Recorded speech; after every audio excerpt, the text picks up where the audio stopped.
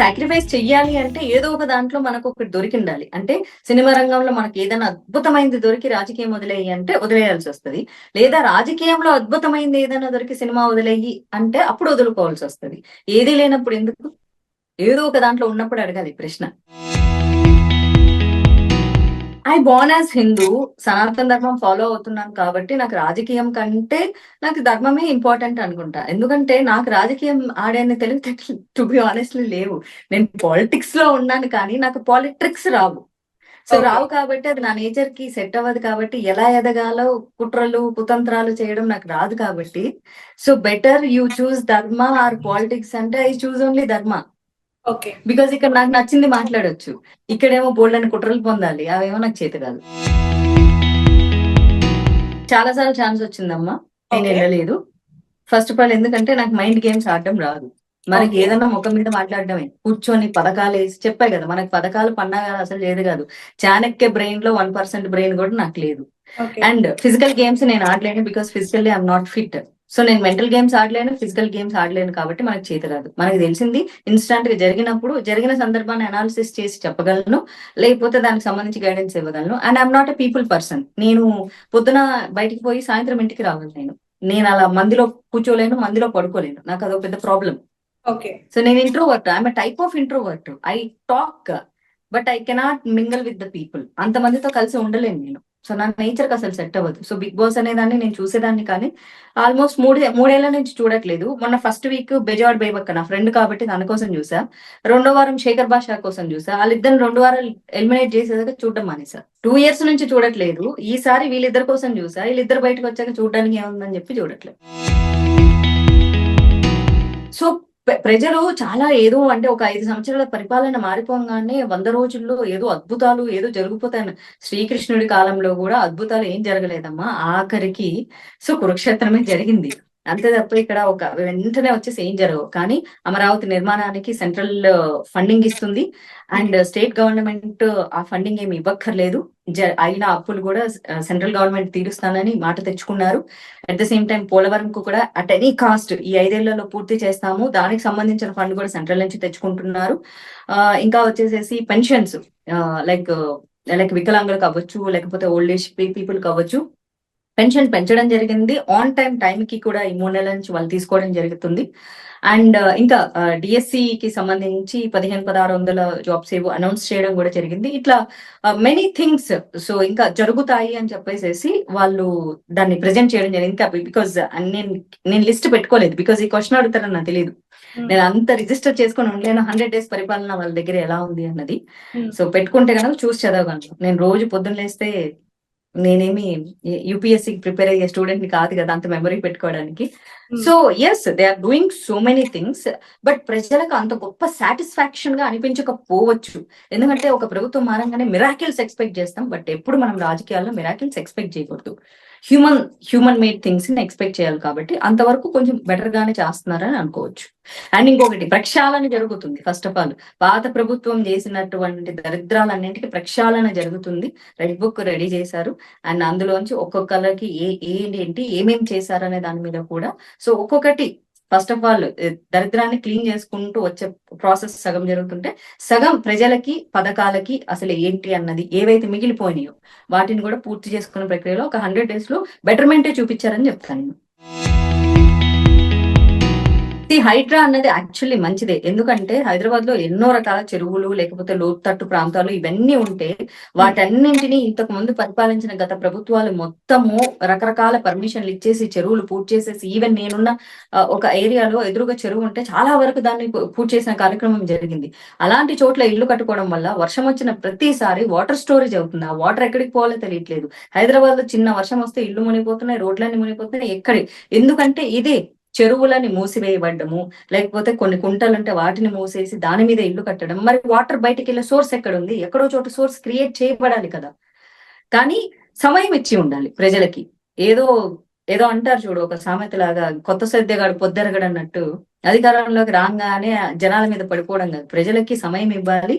వాళ్ళ నేరం లేకపోవచ్చు, వాళ్ళ దగ్గర డాక్యుమెంట్స్ అన్ని క్లియర్ గా ఉండొచ్చు, బట్ అది గతంలోకి సంబంధించి అది ఏ చెరువో లేకపోతే ఏ కుంటో అయి ఉండొచ్చు. బట్ దానికి ప్రజలకు కొంత సమయం ఇచ్చి వాళ్ళకి కావాల్సిన ఇగో మీరు నష్టపోతున్నారు కాబట్టి ప్రభుత్వం ఇంత డబ్బు కట్టిస్తుందని చెప్పేసి ఇస్తే వాళ్ళు కూడా ఇంకొక రకంగా చూసుకునే అవకాశం ఉంటుంది. ఇప్పుడు చాలా మంది డాక్యుమెంట్స్ పట్టుకొని మా దగ్గర అప్రూవల్స్ ఉన్నాయి, కూడా అప్రూవల్స్ ఉన్నాయి, అవి ఉన్నాయి, ఇవి ఉన్నాయి, మా డాక్యుమెంట్స్ కరెక్ట్ ఉన్నాయి, ఎందుకు పడేస్తున్నారంటే వాళ్ళ దగ్గర అంటే ఇఫ్ యు ఆర్ రెసిడెంట్ మీ డాక్యుమెంట్ కరెక్ట్ ఉండొచ్చు, కానీ అది మీకు అమ్మినోడు దానికి అమ్మినోడు దానికి అమ్మినోడు దానికి ముందు అదేంటో తెలియదు కదా మీకు. సో సమయం ఇచ్చి ఉండాలి. కానీ అదే రేవంత్ రెడ్డి వచ్చింది. నాకు దాని మీద రుద్రాక్షల మీద పెద్ద నాలెడ్జ్ లేదు కానీ but some people say something rudraksha అసలు శివుడికి అంటే లేదు, అంటే లేని శివుడికి దాన్ని రుద్రాక్ష అంటే శివుడిగా పూజిస్తారు కాబట్టి ఆయనకే అంటు లేనప్పుడు రుద్రాక్షకి అంటే ఏంటి? సింపుల్ లాజిక్ అది. శివుడికి లేని అంటూ రుద్రాక్షలకు ఎందుకు? So you can wear it.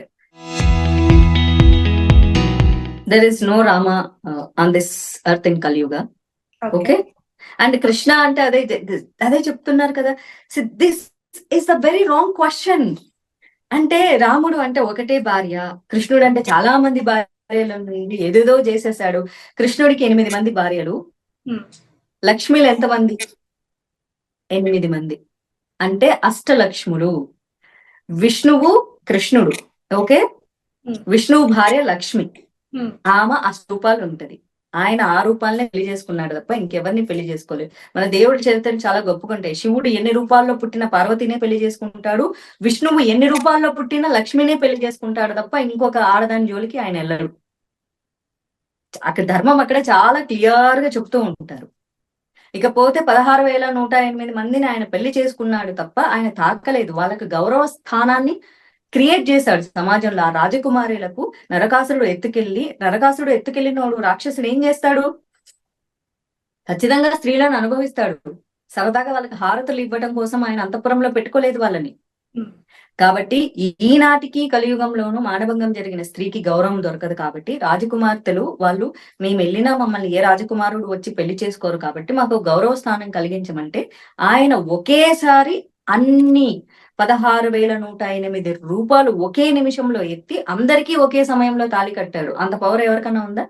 ఎత్తి వాళ్ళకి భార్య అనే స్థానం కల్పించి అన్ని అంతఃపురాలు ఏర్పాటు చేసి వాళ్ళని అక్కడే ఉంచి ఆయన ఎప్పుడు వాళ్ళని కలవలేదు. వాళ్ళకు గౌరవ స్థానాన్ని మాత్రమే సృష్టించాడు అంతే. సమాజంలో ఒక విలువని క్రియేట్ చేశాడు. హీఈస్ అ వెరీ చాలా అభ్యుదయవాది ఆయన చెప్పాలంటే. ఆయన 8 మంది భార్యలతోనే ఉన్నారు. ఆ 8 మంది అష్టలక్ష్మిలే తప్ప ఆయన వేరే స్త్రీ వైపు చూడలేదు. కాబట్టి అంత నిష్ఠగా నిజాయితీగా భూమి మీద కలియుగంలో ఈరోజు ఎవరు లేరు. సో ఎవరు? నేనా? Ridiculous bullshit. This is literally a disaster statement from from fans or whoever said. I never said. Who said? 4వ వైపు 5వ వైపు జనాలు మాట్లాడతారు. నేను అలాంటి నాన్ సెన్స్ స్టేట్మెంట్లు అసలు ఎప్పుడు ఇవ్వను. I love Pavan Kalyan. My love is eternal on him. అంతే తప్ప 4వ పెళ్ళాం 5వ పెళ్ళాం bullshit. I am not the one to get marry him for 4th or 5th. Hyderabad లో ఉన్నప్పుడైతే హైదరాబాద్ దమ్ బిర్యానీ. ఇంట్లో అయితే మా అమ్మ చేసే మునక్కాయ సాంబారు, వంకాయ, గుత్తొంకాయ, సంథింగ్ లైక్ దట్. కొండ chicken, that's my signature. Pot chicken, కొండ. ఓకే. బెస్ట్ ఫ్రెండ్ ఎప్పుడు ఒకళ్ళే ఉండాలి. క్లోజ్ ఫ్రెండ్స్ చాలా మంది ఉంటారు కానీ చాలా మంది ఒప్పుకోరు. I have all best friends అంటారు కానీ ఎప్పుడు వాళ్ళ మధ్య వీళ్ళ మధ్య గొడవలు వస్తూనే ఉంటాయి, కంప్లైంట్స్ వెళ్తూ ఉంటాయి. వాళ్ళని బెస్ట్ ఫ్రెండ్స్ అనరు. I have one and only best friend, past from 20 years. She equal to 100. I love my haters. నా హేటర్స్ వల్లే యాక్చువల్లీ నేను ఎప్పుడు అదేంటంటే నేమ్ ఫేమ్ కావాలని నా అంతటా నేను ఎప్పుడు అసలు నేను సీక్ చెయ్యను. అసలు నాకు ఏదైనా ఒక ఇన్సిడెంట్ అనిపించింది అనుకో, ఫట్ మన కెమెరా ఆన్ చేయడం, అది అర్లీ మార్నింగ్ 2 అయినా 3 అయినా, నిద్రమోహం వేసుకున్న జిడ్డు మొహం వేసుకున్న ఎలా ఉన్నా సరే స్పాట్ ఇన్స్టాంట్ గా వీడియోలు చేసేస్తా. సమ్ వీడియోస్ ఎంత వైరల్ అవుతాయంటే కొంతమంది ఇష్టపడి వైరల్ చేస్తారు, యాక్చువల్లీ చేసేది హేటర్స్ చేస్తారు అనమాట. So I always have more gratitude towards my haters. ఎందుకంటే వాళ్ళు రివర్స్ లో ఏమంటారంటే, నీకు పబ్లిసిటీ పిచ్చి, నీకు పబ్లిసిటీ స్టంట్, నీకు వైరల్ అవ్వాలని ఎప్పుడు ఎదురు చూస్తుంటావు సోషల్ మీడియాలో అని. నో, పాపం మై హేటర్స్ నన్ను ఎప్పుడు అట్లా లైమ్ లైట్ లో ఉంచుతారు కదా. So I love my haters. నా నా స్ట్రెంగ్త్, ఏం జరిగినా సరే, ఎంత ఏడ్చినా సరే, నేను మళ్ళీ కంబ్యాక్ అవుతా, చాలా కంబ్యాక్ అవుతా. అంటే ఐ గివ్ అప్, చాలా సార్లు గివ్ అప్ ఇచ్చేస్తా, but at the same time మళ్ళీ ఫైట్ బ్యాక్ చేసి వస్తాను. That's my strength. Yes, of course weak point, because నేను ఎదుటోళ్ళ కష్టాలకి కన్నీళ్ళకి కరిగిపోతాను, ఊరికే నమ్మేస్తా, బాగా నమ్ము. ఎస్ చేశారు, మనీ కాదు, ఇదే వాళ్ళ కన్నీళ్ళు కష్టాలు చెప్పి నన్ను నమ్మించి నా దగ్గర నుంచి ఇన్ఫర్మేషన్ అంతా తీసేసుకొని నేను వీక్ మూమెంట్ లో ఉన్నప్పుడు, ఓ మై గాడ్, మనకు కూడా వీక్ మూమెంట్స్ ఉంటాయి. I'm very strong personality, but నాకు కూడా మూడ్ స్వింగ్స్ ఉంటాయి, మైగ్రేన్ హెడేక్స్ ఉంటాయి. సో లో పేజ్ ఉంటుంది. ఆ లో పేజ్ లో ఉన్నప్పుడు ఎదుటోళ్ళు నా మైండ్ ని ఆక్యుపై చేసి నా దగ్గర నుంచి ఇన్ఫర్మేషన్స్ అంతా తీసుకొని ఫైనల్ గా నన్ను బ్లాక్ చేసి అండ్ నన్నే చీటర్ గా నిలబెట్టారు. నేను యాక్చువల్లీ వాళ్ళ మంచి కోరుకున్నాను, కానీ అది మొత్తం రివర్స్ అయిపోయి నన్నే చెడ్డదానిగా నిలబెట్టారు. It's been week, exactly week back జరిగింది అది. ఏం చెప్పక్కర్లేదు, ఎందుకంటే వాళ్ళు ఆల్రెడీ దేశముద్రులు కాబట్టి నా లాంటి మైండ్ సెట్ ని వాళ్ళు క్యాప్చర్ చేయగలిగారు. #1 దేశముద్రులు కాబట్టి. కన్నింగ్ ఫాక్స్ నేచర్స్ వాళ్ళు, literally cunning fox natures. And that one lady, oh my God. So lady ఓ మగాడు చెప్తే నమ్మను, కానీ ఒక ఆడది చెప్తే నమ్మినా. ఆ ఆడదాని వల్ల ఏంటంటే, రేపు పొద్దున్న ఏ ఆడదాన్ని ఏడిస్తే నమ్మే పరిస్థితిలోకి నేను లేకుండా వెళ్ళిపోయేలా చేసింది. అలా ఏముండదు, depends on the situation.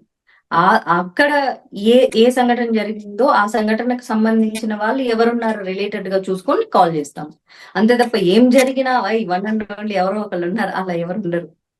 Not possible. Call centre లాగా ఎవరు ఉండరు అలాగా. డెఫినెట్లీ హేటర్స్ కి ఎప్పుడు చెప్తాను, ప్లీజ్ హేట్ మీ. ఎందుకంటే వాళ్ళకి నచ్చేలాగా నేను మాట్లాడలేను, అండ్ వాళ్ళకి నచ్చే విధంగా ప్రతి నిమిషం నేను బ్రతకలేను. నాకు నచ్చేలాగా నేను బ్రతుకుతాను, నాకు నచ్చేలాగా నేను మాట్లాడతాను. నేను ఎవరి ఇన్ఫ్లుయెన్స్ కి లోన్ అవ్వను. సో అలా లోన్ అవ్వకుండా నాకు ఎప్పుడు ఏమనిపిస్తే అలా మాట్లాడతా. అండ్ నన్ను ఇలాగే ఎప్పుడు హేట్ చేస్తూ నన్ను పాపులర్ చేస్తూ ఉండండి. యాక్చువల్లీ నాకు ఐడెంటిటీ క్రైసిస్ లేదు, ఎందుకంటే ఐడెంటిటీ అనేది పోతే క్రైసిస్ కోసం ఏడవాలి, కానీ నా హేటర్స్ ఎప్పుడు నాకు ఐడెంటిటీ క్రియేట్ చేస్తూనే ఉంటారు కాబట్టి, సో నేను ప్రత్యేకంగా దానికోసం ప్రాకులాడాల్సిన అవసరం లేదు. సో ఐ నీడ్ దమ్ అబ్బా, I seriously need my haters. And ఇష్టపడే వాళ్ళు ఎప్పుడు పాజిటివ్ సోల్స్ గానే ఉంటారు కాబట్టి, వాళ్ళు ప్రత్యేకంగా మనం చెప్పేది ఏంటంటే, మీరు ఇలాగే నన్ను ఇష్టపడుతూ ఉండండి, అభిమానిస్తూ ఉండండి. నా దగ్గర నుంచి ఎప్పుడు రైట్ సైడ్ వైపే నేను స్టాండ్ తీసుకొని మాట్లాడుతూ ఉంటాను. ఏదైనా నా వల్ల వీలైతే మంచి చేయాలను, నాకు ఎవరు ఎంత ద్రోహం చేసినా సరే నేను మంచి చేయాలనుకుంటా. ఎందుకంటే వాళ్ళెవరో నాకు ద్రోహం చేశారని చెప్పేసి ఇంకొకళ్ళు నాకు ద్రోహం చేయాలని రూల్ లేదు. నా లైఫ్ లో ఎక్కడో ఒకసారి నేను చేసిన మంచి నన్ను ప్రొటెక్ట్ చేస్తుందని నేను నమ్ముతా. నేను కూడా సెల్ఫిషే కాబట్టి, సో నేను మీకు మంచి చేస్తే నాకు ఇంకెవరో మంచి చేస్తారన్న సిద్ధాంతం నేను బాగా నమ్ముతా. సో అలా ప్రేమించే వాళ్ళు ప్రేమిస్తూ, ద్వేషించే వాళ్ళు ద్వేషిస్తూ, 2 రకాల కేటగిరీ వాళ్ళు నన్ను ఫాలో అవుతూ ఉండాలని కోరుకుంటాను. దాని గురించి ఒక మాట అంటే అదే, ఆ అమ్మాయి కన్నీళ్లలో నిజాయితీ ఉంది, ఆ అమ్మాయికి జరిగిన ఇన్సిడెంట్స్ అన్ని నిజం అని నేను ఫిల్మ్ చాంబర్ వాళ్ళు నమ్మబట్టి వాళ్ళు ప్రెస్ మీట్ పెట్టారు. ఇన్నాళ్ళు పెట్టండి, ఇప్పుడు ఎందుకు పెట్టారు. అండ్ ఆ తర్వాత వెరీ ఫార్చునేట్, నేను స్టాండ్ తీసుకున్న తర్వాత తనకి నాకు మధ్య ఒక కామన్ ఫ్రెండ్, అంటే నాకు తన 12 ఏళ్ళ ఫ్రెండ్. సో ఆ అమ్మాయి ఎవరైతే నా ఫ్రెండ్ ఉందో, ఈ అమ్మాయితో గత 1 year గా ట్రావెల్ చేస్తూ ఉంది. సో ఈ అమ్మాయి ట్రోమానంతా చూస్తూ ఉండింది. అసలు కేసుకి దానికి అసలు తెలియదు, సంబంధం లేదు. సో ఇంత పెద్ద కేసు అవుతుందని పెట్టిన అమ్మాయికి కూడా తెలియదు. సో అప్పుడు ఓకే, నేను తీసుకున్నది రైట్ స్టాండ్ అని నేను చాలా మనస్ఫూర్తిగా నమ్మాను కాబట్టి, ఇప్పుడు నాకు చాలా ప్రాబ్లమ్స్ వస్తున్నాయి. నన్ను కూడా నా ఫ్రెండ్స్ హేట్ చేసే పరిస్థితికి వచ్చింది సినిమా ఇండస్ట్రీలో. But still I took a stand for her కాబట్టి, తను ఏవేవైతే కంప్లైంట్ లో మెన్షన్ చేసిందో, 40 pages రిమాండ్ పేజెస్ లో ఇచ్చిందో, అవన్నీ అక్షర సత్యాలు. She's having proofs. So I stand for her, and I'll continue that.